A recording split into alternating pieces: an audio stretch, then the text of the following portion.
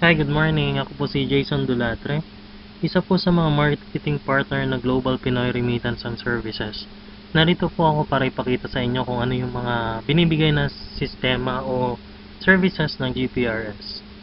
So, pwede po kayong pumunta sa www.mygprsexpress.com and as a member, ako po isang member, pwede po akong mag-register or mag-login.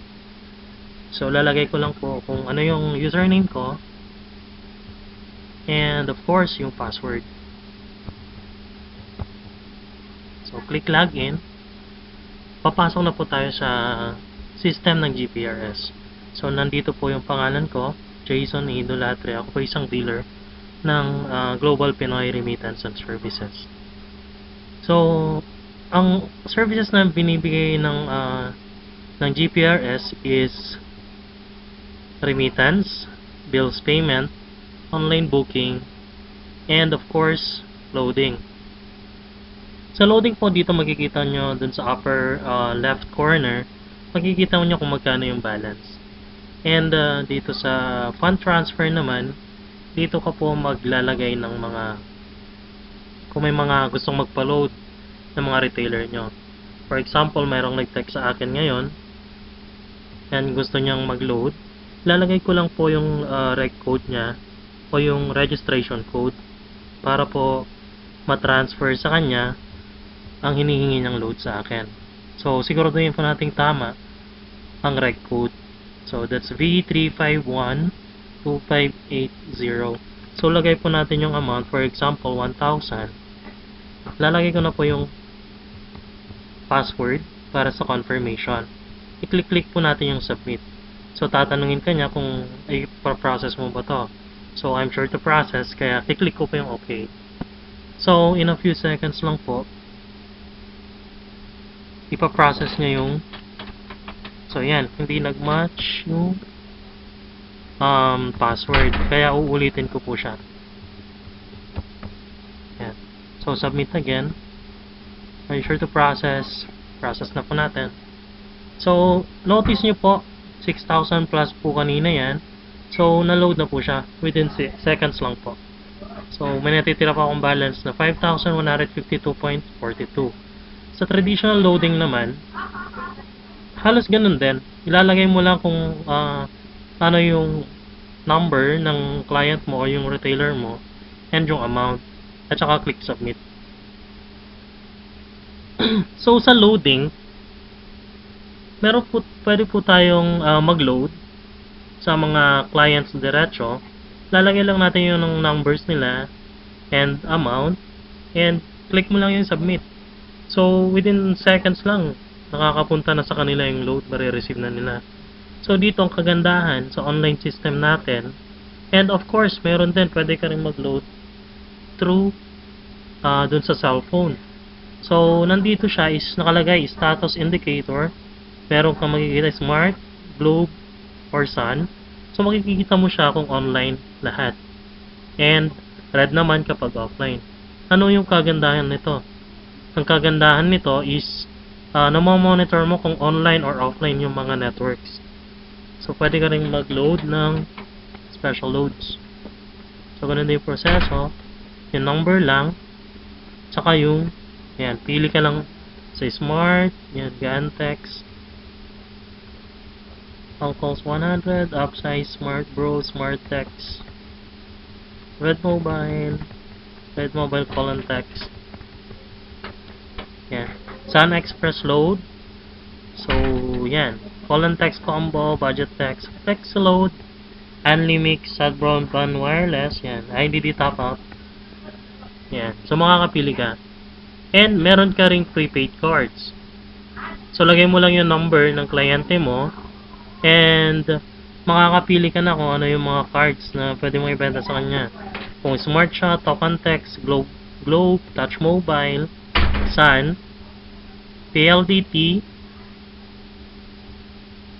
Smart Link, Digimax, Digitel, Bayan, Hello IDD, and of course game cards.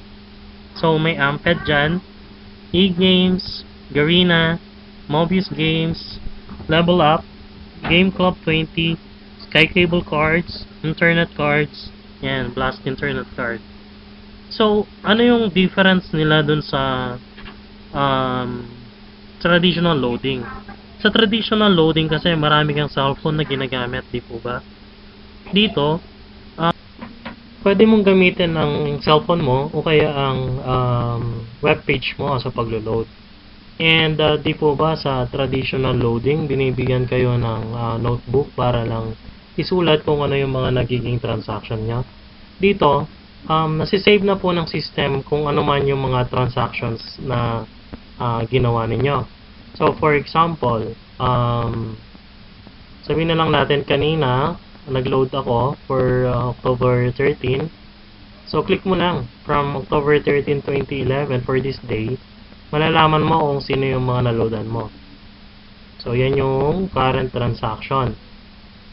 Yan. So, 2011. Click mo lang yung generate report at hintayin mo. May lalabas na file. So, ulitin natin. So, gawin natin October 1, 2011. Yan. So, current transaction po tayo. Lagyan natin October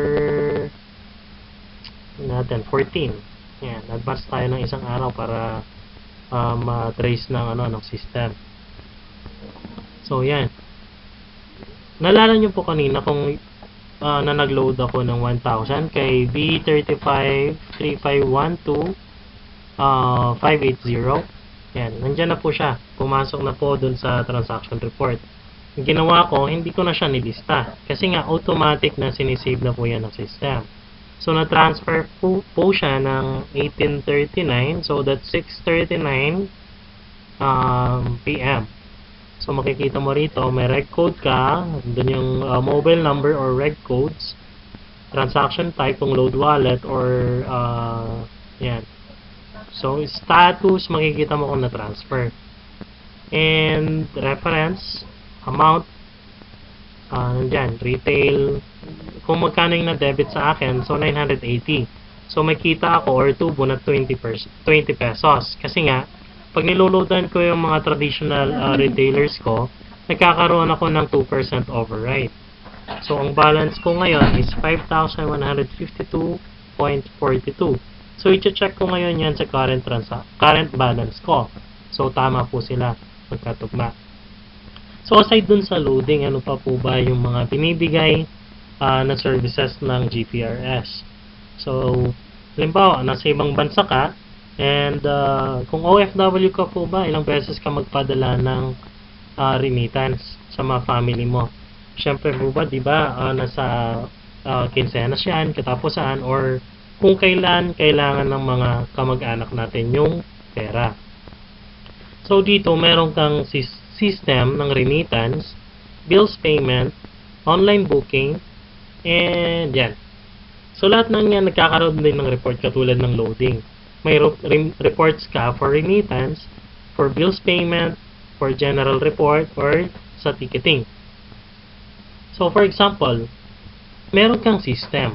And binigyan mo rin ng system yung kamag-anak mo sa Pilipinas.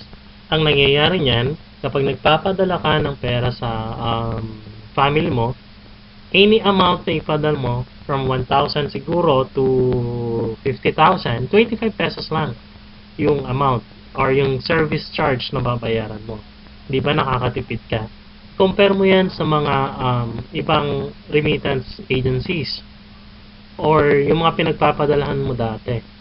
Ang 25 pesos na charges natin dun sa remittance natin, compared mo yon dun sa binabayaran mo.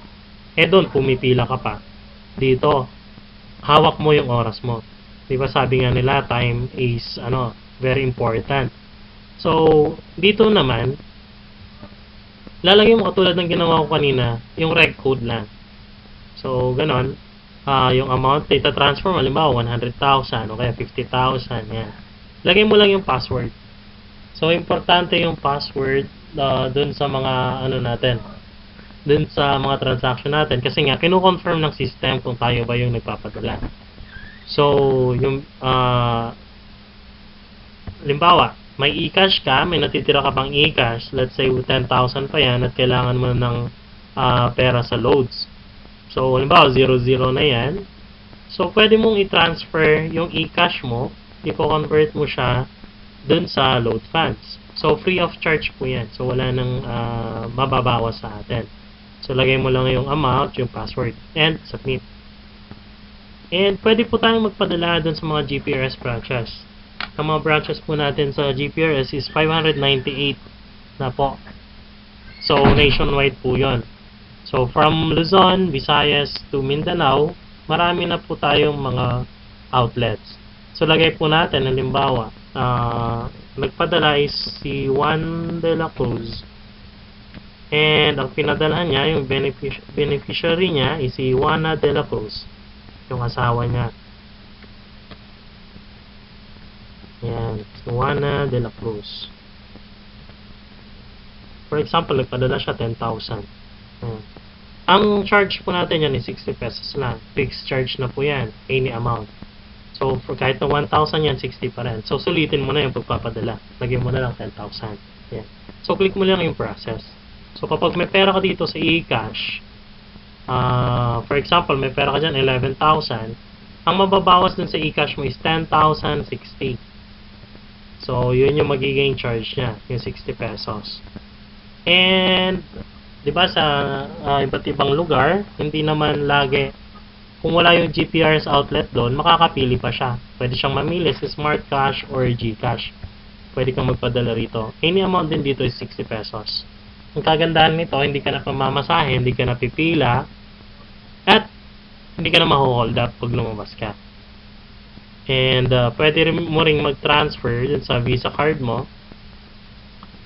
Since binibigyan namin yung mga member ng GPRS ng Visa card, so pwede na lang, halimbawa may natitira pa silang e-cash, pwede na lang i-convert yun or i-transfer dun sa Visa card nila. And kagandahan nito, pwede kang magpadala sa kahit anumang bangko sa Pilipinas. May mga rural banks na accredited din, and yung mga major banks.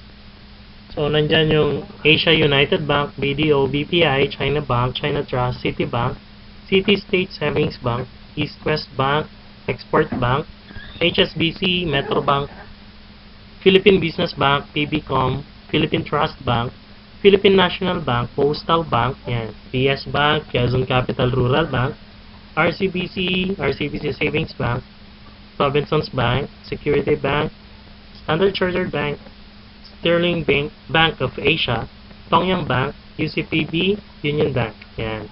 So, kailangan mo lang nakunin yung account number ng padadalan mo and yung account name niya. Tapos, lagay mo lang kung magkano yung ipapadala mo. For example, 5,000. Ang sisingilin lang, halimbawa, nagpadala ka sa BPI and nagpapadala ka ng 5,000 pesos. Doon sa BPI, ang charges ng bangko po is 110 plus service charge po natin is 60. So, ang sisingilin mo or mababawas doon sa e-cash mo is 170. So, ganun po. So, yung mga charges is computed automatically. Input nyo na lang yung actual amount without the charge. So, yung charge is separate na sisingilin. However, collect nyo po yung amount together with the charge. So, huwag nyo pong kalilimutan na maningil ng charges. And, click nyo na po yung submit. Upon confirmation na tama na po yung mga nilagay nyong mga detalye. And, marami sa atin na nagbabayad ng mga bills. For example, bill sa kuryente, bill sa internet, bill sa telepono, bill sa tubig, bill sa Memorial Park, ganun. So, click mo lang yun dito. So, yan. So, magkakaroon yan ng ano. So, nakalagay dyan, choose biller, or dito mo pipiliin. So, nakalista po lahat dyan. Sa mga bayad centers, wala pong ganyan karami na mga accredited na na binabayaran. So, dito nakalagay na siya. And, nag-i-expand pa po to, nadadagdagan. So, for example, member ka ng Alabang Country Club, you're a golfer, and you're paying monthly dues. So, pwede mo siyang i-click lang dito. So, pwede mo nang bayaran. And, yan, bata-bata, kung gusto mong mag-donate, video credit cards, British Embassy, card services, yan, mga Mastercard, ganyan, mga credit cards. Ayan, nandyan, kasali din yung CDC Mimosa. CDC Mimosa is um, is a golf course and resort dito sa Clark. So, pwede kang magbayad ng mga, lahat ng pwede mong bayaran. Diba, may bill ka doon, bayaran mo yung advance payment mo sa villas, and i-click mo lang siya. Cebu Pacific, yan, China Trust, yung mga personal loans natin. Pwede kang mag-donate sa Church of Jesus Christ, yan, Citibank, Coca Life, Cosmopolitan, Davao Lights. Yan, swerte yung mga taga Davao kasi nga, nalagay na po ang mga sa kuryente. So, pwede na nilang bayaran ang bill nila ng kuryente sa nilang system. So, pwede rin sa Don Bosco, mga eskwelahan, Destiny Cable. Ito is De La Salle State University. So, magbayad ka ng tuition ng anak mo, pwede mo nang bayaran dito. So, Digital, yan, East West Bank, FG Financial Company Incorporated, First Peak, Fortune Care, mga insurance companies, Globe Handy Phones, Globe Lines, Great Life Financial, Green Dot, yan, Grepa Life, HSBC, so lahat, halos lahat pwede mo nang bayaran. So Globe Lines, yan, Insular Life, Knowledge Channel, yung mga cable companies, Loyal Plans, yan, mga Memorial Park, Manila Water, Maynila, yan, Meralco, mostly in Manila, nandyan na siya. Metro Bank, Miriam College, and My Destiny, yan, NSO, Operation Smile, Paramount, Film Life, Film Care, Pioneer Life, Piso para sa Pasig, kung gusto mo mag-donate dun sa Piso para sa Pasig. So, PLDT, PNB Life Insurance, nandiyan na pala. So, Rockwell, Sky Cable, Smart Bro, Smart Gold. Yan. Kung nasa ibang bansa ka, pwede mo nang bayaran yung SSS contribution mo para hindi ka pumapalya sa pagbabayad. Pwede na mo na rin bayaran yung mga kamag-anak mo. So, parang instead na padalaan mo sila ng pambayad ng SSS, ikaw na lang magbayad sa kanila. So, kunin mo na lang kung ano yung SSS number nila. So, nandyan, self-employed, voluntary, farmers and fishermen, non-working spouse, yan, standard chartered, credit card po yan, tsaka personal loan. So, mga taga-Subic, so, pwede nyo na pong bayaran. Mag-avail po kayo ng GPR system, magbayad po kayo kung nagbabayad kayo ng sa Subic Water, pwede nyo na pong bayaran. Diyan lang sa bahay nyo, hindi na kayo lumalabas. Halimbawa, bumabagyo, kailangan mo magbayad. Kung may e-cash ka naman. So, bayaran mo na lang sa system mo, sa bahay nyo. Yan, Sun Life of Canada, Super Ferry, Sun Cellular, UPB Payment, Union Bank, Visa Card, Visayan Electric. Pag nataga Visaya ka, kung Visayan Electric Company yung binabayaran nyo, mag-avail na po kayo. So, White Tribe, World Vision. Yan. So, tignan po natin. Halimbawa, OFW ako. So, magbabayad ako ng SSS. Ayan. Click mo lang yon. Okay. Lagay mo lang yung SSS member number mo. 10-digit SSS number plus 6-digit containing month. Yan. So, kung lagay mo month and year, yan. For the applicable payment period. So, for example, magbabayad ka ng October, tapos 2011. So, lalagay mo lang siya. Tapos yung subscriber name, yung pangalan mo, and yung amount. So, make sure na alam mo yung binabayaran mo monthly. Tapos dito may system fee tayo ng 10 pesos. So, madadagdagan po yung charges. Halimbawa, nagbayad ka ng 400 pesos. Tapos, mag-additional ka na lang ng 10. So, ang mababawas sa'yo is 410 e-cash. Ayan. So, click mo lang yung process. Alam ba, sure ka na lahat dun sa mga details na yung input mo. So, click process. Yan, mapaprocess na yan. And, tapos, yan. Online booking. Pag nagpapabook tayo ng mga ng mga ticket natin sa aeroplano, pwede na rin natin gamitin dun sa bahay na lang. Huwag ka na lang pumunta dun sa travel agencies para lang magpabook ng ticket mo sa aeroplano. So, yan, domestic, pwede po tayo. So, kanina, nag-input po ako ng yan. So, nilagay ko is parang Manila to Davao. Tapos, Davao to Manila. So, October 17, 2011, pagka-click ko, lalabas po lahat. Kung magkano yung mga tickets na available. So, syempre, kung ikaw yung namimili, anong gusto mo, yung mas mahal o yung mas mura? Syempre, as much as possible, piliin mo na yung mas mura. And, yung makikita mo kung ano yung mga nakapromo. So, pwede mo rin piliin kung anong airline, kung gusto mo si Airfeel, si Zest Air, si Philippine Airlines, yan, si Cebu Pacific, yan. So, makakapamili ka. And, kagandahan yan, magkakaroon na rin po tayo ng international flight. Pero, for the meantime, ang international flights pa po natin is under construction. So, kayang-kaya na po yan ng Anlitec. Yun, Anlitec yung mga, yung mga IT experts natin. So, magkakaroon po ng, ng grand launching sa November, next month. So, matapos na po yan bago magkaroon siguro ng launching. So, hopefully. And, yan.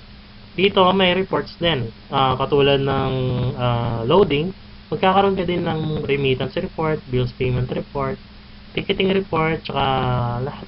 So, general report para sa lahat yan. And, ano pa ba? So, dito, pwede ka rin mag-network. O kaya, kasi, ang ginagawa natin, halos lahat naman ng mga companies ngayon is ginagawa networking. Dati, kung negative tayo sa networking, ngayon, open mo lang yung mind mo kung gusto mong kumita. Katulad ko, ayan, nakinita na ako. Ilang weeks pa lang ako dito sa, sa GPRS. And, my group is, getting bigger. So, dito check mo yung genealogy mo. I-click mo lang yan. So, lalabas siya. So, monitor mo kahit ilang tao yung pumasok under you. So, pwede kang makita kung nasaan na sila. And usually, kung gaano karami yan, hindi mo na malalaman kung sino yung nagpasok. At hindi mo na halos kakilala yung mga nilalagay mo. Ay, nilalagay under you. Kasi nga, meron ding mga tao na nasa taas mo, na nagpabato ng mga tao sa baba mo. So, makikita mo dyan yung direct referrals, yung indirect referrals mo, yung points mo, yung summary, yung right down lines, and yung left down lines. Kasi ang nangyayari dito, sa sobrang dami ng magiging downline mo, hindi mo na sila makikita. So, pwede mong i-click na lang yung summary. So, ilan na ba yung pumasok? Kasi every pairing nito is 1,000. So, pag dealer siya, pumasok siya, nagkakaroon ka ng indirect referral na 600. So, kapag nagkaroon ng pair, 1,000 po yun. So, imaginein mo, kahit hindi ikaw yung nagpasok, nagkakaroon ka ng kita.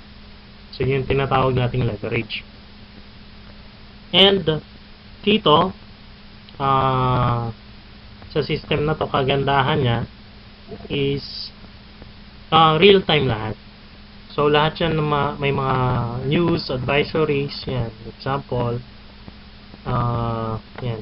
So, dun sa mga retailer natin, pwedeng yung i-update din dun sa mga gateways.